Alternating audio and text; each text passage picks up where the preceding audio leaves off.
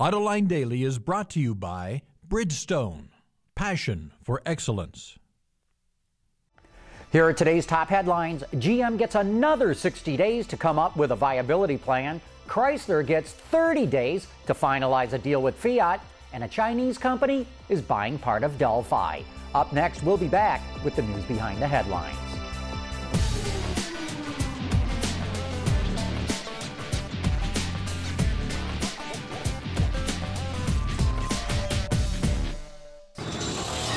This is Autoline Daily for Tuesday, March 31, 2009, and now the news. Yesterday, the President's task force released its reports on GM and Chrysler called the Determination of Viability Summary.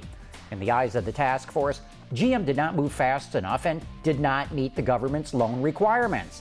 It didn't come up with a competitive labor agreement, it didn't renegotiate its VIVA payments, and it didn't come up with an agreement with its bondholders.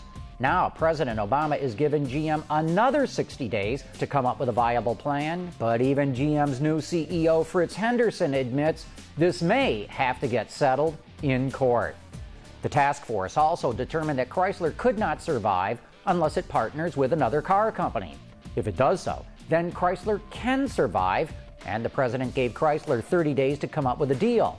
But if it fails to do so, the government will not give Chrysler any more money, presumably forcing it to go out of business. And today's the day Chrysler says the Canadian Auto Workers Union must come up with more concessions, or it will announce it's pulling its manufacturing operations out of Canada.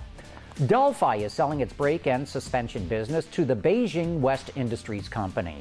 The Detroit Free Press reports the Chinese parts supplier will pay Delphi $100 million, which gets it operations in the United States, Mexico, Poland, India, and China, as well as the rights to 750 patents.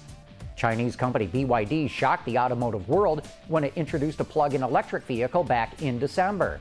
Now, according to Gasgoo.com, the company is in talks with an American and 2 European automakers about supplying its lithium-ion batteries to them.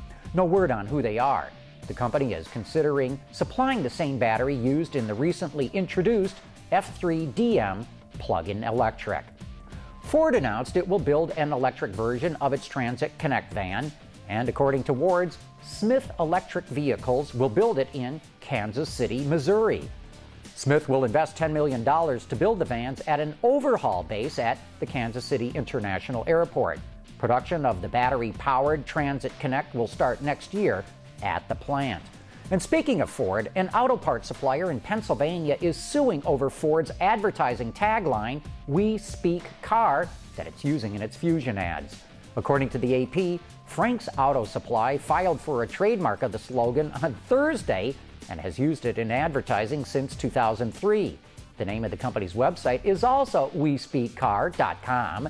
The supplier wants a judge to force Ford to stop using the slogan and is also seeking an unspecified amount in damages.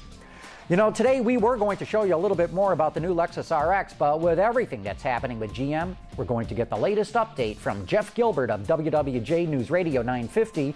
We'll be back right after this.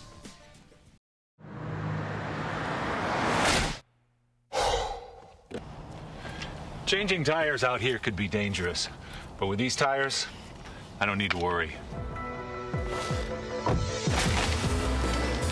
Bridgestone. As part of our continuing coverage about the crisis that is gripping the American auto industry, I'm now going to be talking with Jeff Gilbert, the automotive reporter from WWJ News Radio 950. Jeff, good morning and thanks for joining us. Thanks for having me. Jeff, we know that Fritz Henderson is making an announcement today about GM's viability plan going forward. I guess a new viability plan compared to the one that the Obama administration just shot down. Any clue whatsoever that you've been able to ascertain as to what Mr. Henderson might be talking about?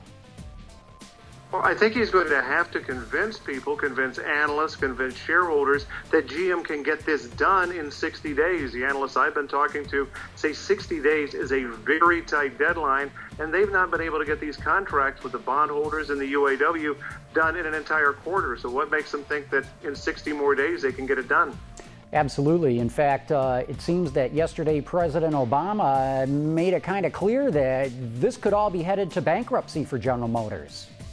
And that is something that really could light a fire, particularly under the bondholders. They will be more motivated to settle than the UAW. The union, of course, would still negotiate with GM during bankruptcy, but it's very possible if GM went into Chapter 11, these bondholders' bonds could be worthless.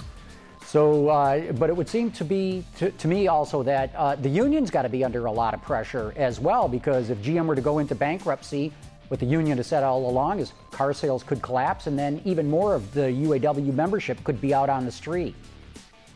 Yeah, obviously this does provide a motivation for everybody, but in the UAW's case, they still want to cut the best deal they can to members, because remember, everything that they give up is something that they'll have to win back in a future set of negotiations.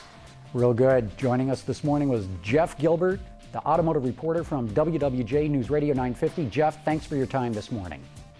Thanks for having me. And that's it for today's top news in the global automotive industry. But don't forget that this Thursday night at 7 p.m. Eastern Time, or 2400 GMT, we'll be going live with Autoline After Hours. I'll be back with Peter DeLorenzo from Auto Extremist and with PR veteran Jason Vines talking about the big changes going on at General Motors.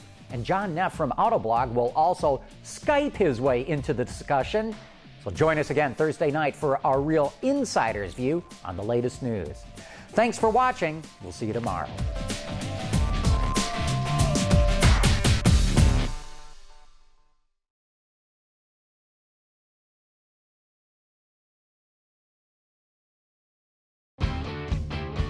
Visit our website for even more great content all week long.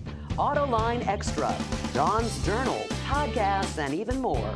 So click over and get the inside view at AutolineDetroit.tv.